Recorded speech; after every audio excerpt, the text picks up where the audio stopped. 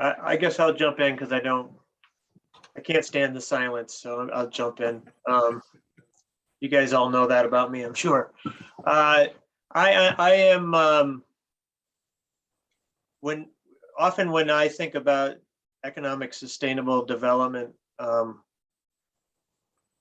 think about labor and I think about adding jobs, or providing decent jobs to folks. And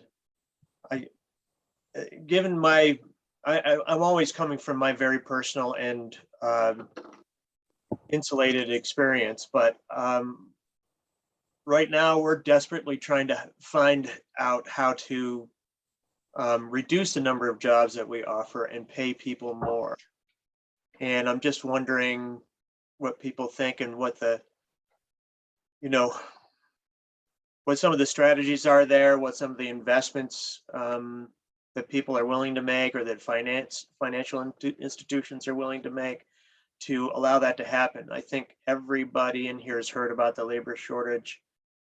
And in particular, we're finding a lot of people who are just not willing to do the kind of work that we need them to do to perpetuate our current farm business model. So I'll leave it at that. Put the question out to this brain trust here. So Bruce, can you do me a favor? Can you tip your screen so we can see your face instead of your hat? You've been a talking hat for a while. Thank you. You're still a talking hat. I can see Beth. Okay. There How's you are. that?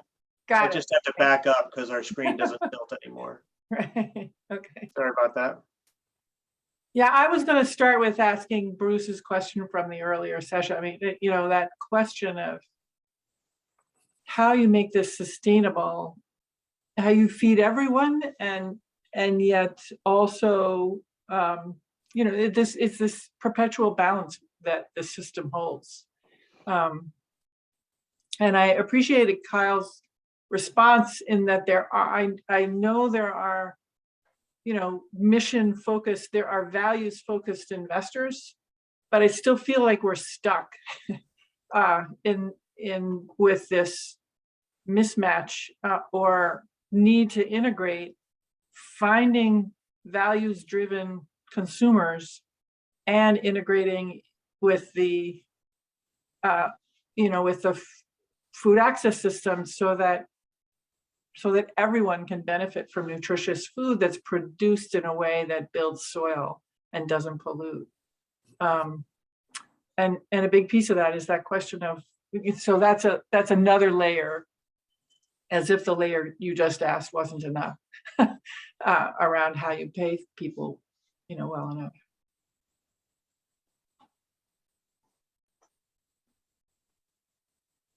Eric DeLuca, you have your hand raised, but you're off camera. Yeah, I don't want to trouble folks unnecessarily, but with the video and everything, I just following this thread from Gay. Can you hear me okay? Yep. So the way I think of this is that all of the above approach. Graham had a question in the chat right around the same time that I was responding to Kyle's points about Glasgow and COP26 and global nation level conversations about addressing climate change and the budgeting for that. And so I mentioned a theme there where if the countries are going to put up billions, the private sector is going to put up trillions, and that's necessary, and that the political will within the private sector is actually ahead of the political will writ large across the countries. Grant's point was, are those grants, or is somebody expecting a return? And so, my thinking is, to a certain degree, some significant portion of that money is going to have some level of an investment logic, what the amount of the return is, whatever. And then a lot of what's going to happen and make a difference, and we're seeing this now, we'll see where Build Back Better lands, and you can see the pushback that happens in the US against when you try to go big on climate change. Folks come out of the woodwork, just like when you try to provide debt relief to Black farmers, folks come out of the woodwork with lawsuits and stuff. So it's as hard in the US as it is anywhere except India, but that significant federal dollars plus significant private dollars, most of which will have an expectation of return.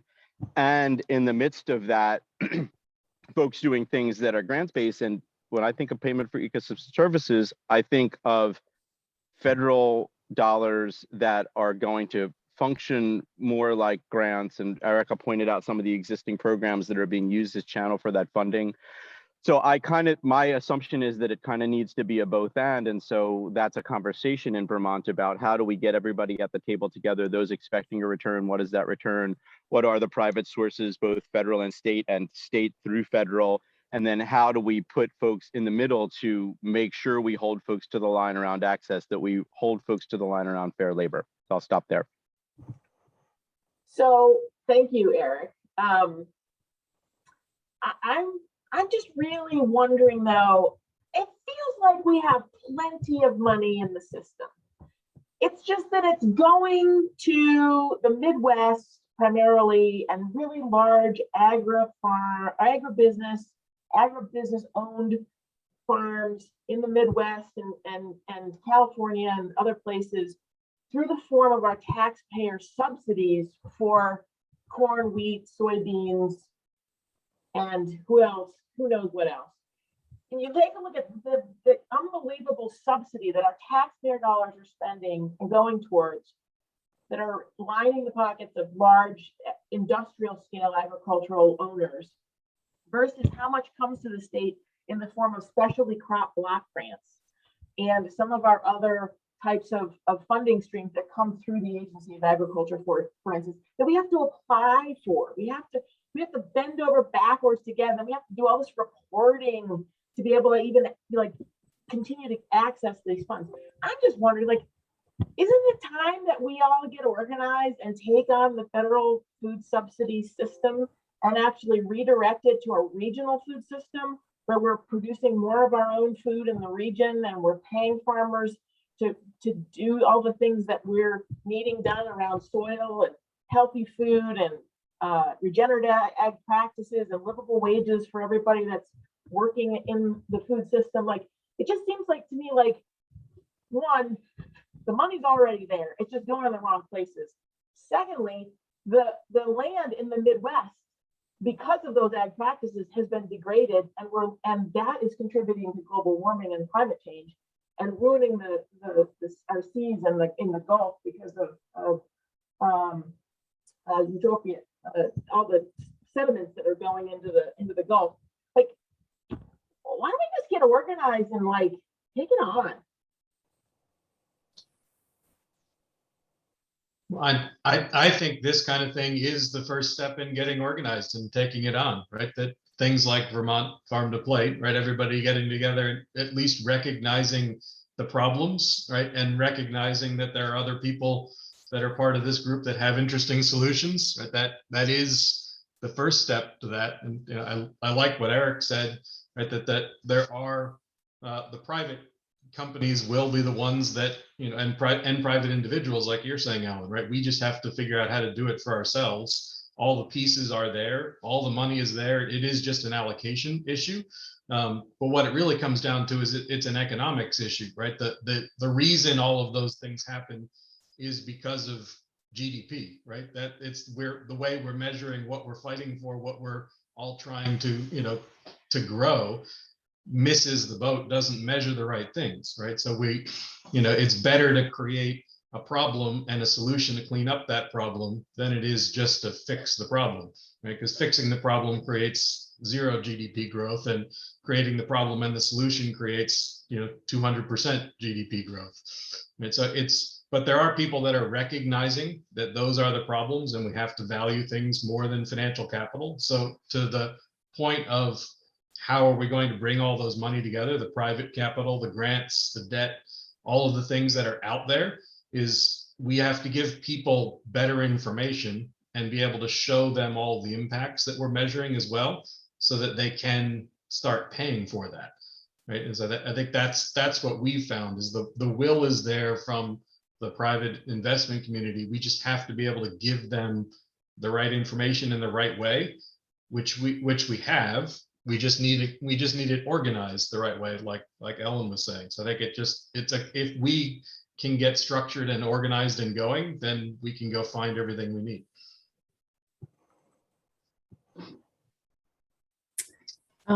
Ellen, your comment made me think about the Northeast Sustainable Agriculture Working Group and their focus on policy. And I wonder if there's a way like working with New England Food Solutions on a regional, like on a Northeast regional scale might be an effective approach. I tried to paste the NESOG policy group into the chat, but it's disabled. So I think that could, I think again, it's like, just like economies of scale have created the food system that we have and make it tough for us to hire. Well, regardless, I could go down the rabbit hole.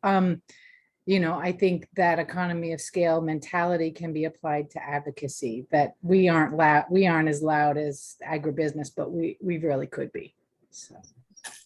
Great point. NESOG is a great organization. They definitely have been focusing a lot on trying to get all of the commissioners of agriculture around the country to be adopting more racial equity. They have a racial equity statement that just came out, actually, that NESOG was a big part of helping to push to make happen, and getting the commissioners to be aware more about sustainable and regenerative ag practices is a huge part.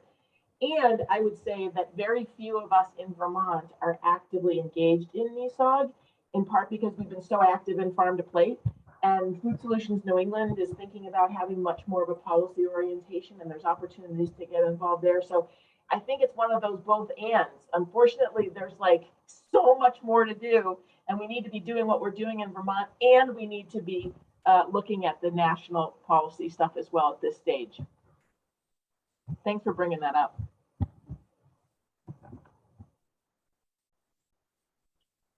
I wonder if Elijah sees any appetite for getting rid of some of those subsidies. If what you're talking about is there's enough money, we just have to redirect it. I have a hard time imagining that that's on the horizon. Yeah, I mean, thank you, Gay. Unfortunately, I'm not at the level to be a spokesperson for the entire Department of Agriculture. You know, I think though that, you know, as has been suggested, they're to the point of there are resources out there, because they're being directed certain places and they could be directed to others. And I think, you know, the frustration that's been expressed in terms of what resources are coming, you know, often weren't designed for the type of scale and application that we have here in the Northeast is, you know, no one's going to argue with that. And the fact that they could be both additional resources could be directed and that they could be delivered and made available, more accessible, is also not something that I think anyone would contest. But how do we get there? You know, as has been suggested, is just how do we do that? I know from my very small corner in our region, you know, in the few programs that I work with directly, I would love there to be more resources. I'd love for the way in which folks access them and then have to report on them to be significantly streamlined. You know, I'm all for that. But until we get significant change, you know, in place, we're doing a great job with what we've got, but it's not a perfect fit yet.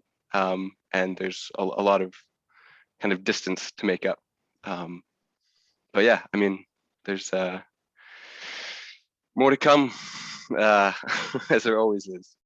But it'll be interesting, as was brought up in the chat, you know, and that Erica Campbell spoke to a little bit, in terms of, you know, what is going to be in the hard infrastructure. You know, there's going to be some additional things. And there's also, you know, depending on Build Back Better, there could be some other things. But, you know, to the general point that's been made, they're not necessarily tailored to our region, our needs, the realities of our farms, and our environment in the way that they could be if there was more regional control.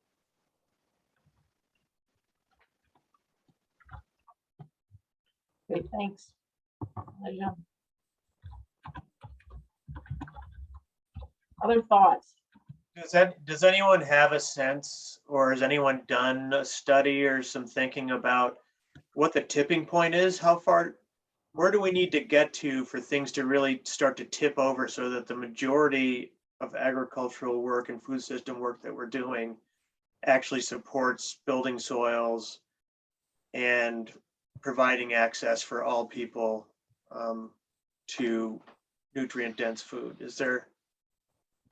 I'm not aware of anything like that. I'm just wondering where we need to get to. Good question. I was just thinking about that. Most people don't look at Vermont the way we do. People look at Vermont as Vermont is already doing everything that they want to do. And Vermont is always looking to move forward. And one of the things I think we're not doing is looking at what we can learn from other countries, particularly in Europe. When you go to the Netherlands, you can find people that are actually doing the kinds of things that we want to do here, and they're getting paid for by saving the soil in an actual really creative kind of way. Part of what I heard Stephen talk about with the CSP started 25 years ago through NESOG. And it took us 20 years to be able to even get it on the border. One of the things that we're not doing is we talk about GDP. And I hate the word gross, because gross doesn't mean anything except let's see how much we can count. But it doesn't understand where it goes. If we start doing a sustainable domestic product and we start valuing what makes that sustainable, then we can start putting some value to it. I've been thinking about this for a long time. And I think it's, when you talk about the tipping point's here, we just haven't opened our eyes. Great You can point. tell I'm not passionate about it. But None of us are. We're all just Yeah. like really middle of the road, just really mild mannered, don't care about this stuff. Humdrum. I think there's a lot to learn from looking at, renewable energy and electric vehicles, right? I think what you're seeing is the similar pattern, right? You need to take a look at that industry, that sector, and it has to have, climate smart policies to it. And what you see is, the stuff that Stephen and Bruce were both referring to, right? At some point, you just won't have agriculture in California anymore, right? And that's not very far away, right? There are already people looking at, and we were working with World Wildlife Fund, who's looking at how do you support the transition of all the, agriculture in California to the Mississippi River Delta, because they're going to have the right climate, 20 years, 50 years from now. And the Northeast is on that list as well, appropriate places that will have water, right, to be able to do any of these activities with. So it's that the problem is the same, though, as with dealing with climate change and those transitions, is that everything is 10 years, 20 years, 30 years away, right? The real impacts that people react to are long-term, but the changes need to be now to address those. And that's just something that we're not very good as societies in dealing with. But we are seeing, even in the last 3 years being involved in this project we've been working on in Vermont,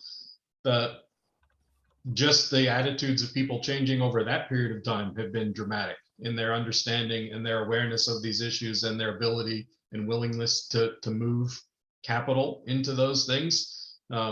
So I think we are vastly approaching that tipping point you talked about, Bruce, and it's probably still, 5 to 10 years away, but we would really love it to be 3 to 5 years away, right? To see the impacts that everybody needs. That people are focused on this.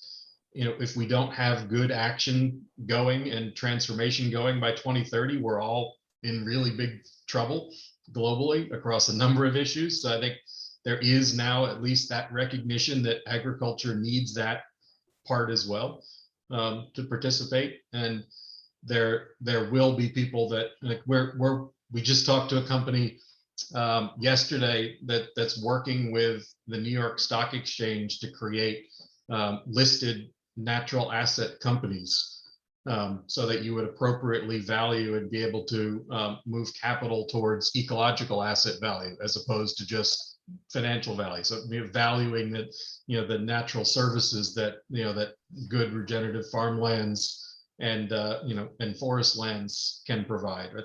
That kind of a thing would be immediately transformational for the amount of money that could come in to support those things in Vermont. So those things are out there. That they're just, we need to get them in and start running real programs. All right, we've got 2 minutes left. Other thoughts, reflections from our panel this morning?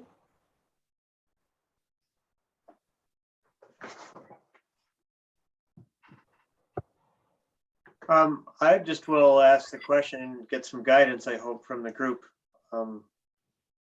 As a, an older white man running a farm with, I feel often at sea about how I can, as a farm organization, how I can further racial equity in Vermont. And I'd love to get some guidance and thoughts about that from anybody who's got it for me.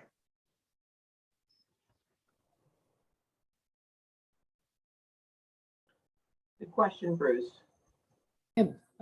Bruce, our hi to both you and Beth. Our team did a kind of in-service day for Juneteenth, and we looked at the Farming While Black book. Is it Lisa Penniman?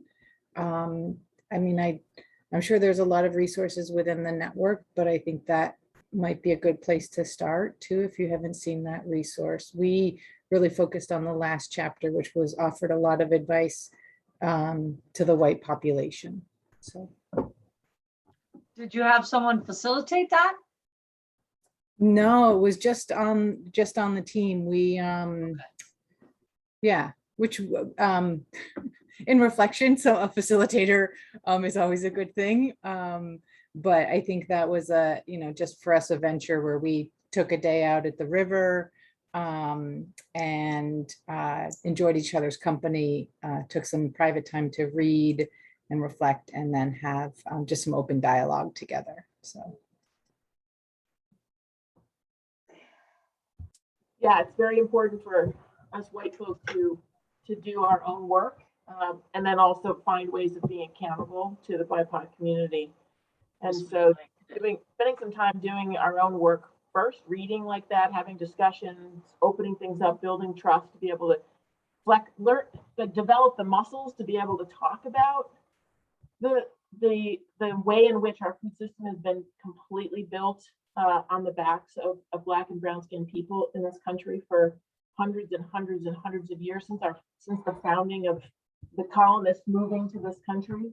I think that's a really important place to start. And then I think there are growing resources of BIPOC-led organizations, like we heard from Relief today, that can be places to support and learn more. One of the things we're going to be doing in the next couple of weeks, we had to get through the gathering, but Jake and I are going to be sending out a fundraising letter to key organizations in the state, in the food system, to ask that they make a donation to Relief Collective, actually, because we really want to get things to a place where they can afford to be able to hire staff. They really, this is mostly all volunteer effort, and we really need them to be able to have the kind of staff so that they can continue to lead from a place of real strength. So we'll let you know about that.